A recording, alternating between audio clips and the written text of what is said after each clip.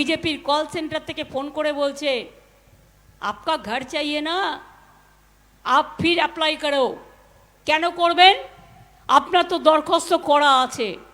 আর আমাদের সরকার তো বাজেটে 3 মাস আগে বলে দিয়েছে যে আপনাদের মে মাসের পরে ওটা আমরাই করে দেব আমরা কারো দয়া চাই না আমরা কারো ভিক্ষা চাই না এই যে ক্ষতি হয়েছে 5000 বাড়ির আমরাই করে দেব শুধু ইলেকশন কমিশনের কাছে রিকোয়েস্ট আছে এটাকে ঝুলিয়ে রাখবেন না মানুষগুলো রাস্তায় পড়ে আছে স্কুলে পড়ে আছে তাদের টাকাটা দিতে পারলে সরকার প্রশাসনের হাত দিয়ে দেবে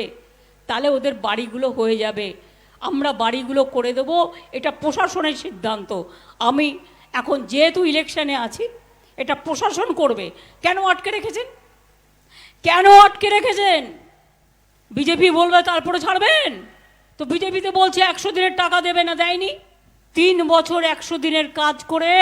জব কার্ড হোল্ডার ঝড়ে জলে ভিজে মাথায় করে মাটি বয়ে তাদের টাকা দেয়নি আমি আপনাদের বলেছিলাম টাকা আমরা দিয়ে দেব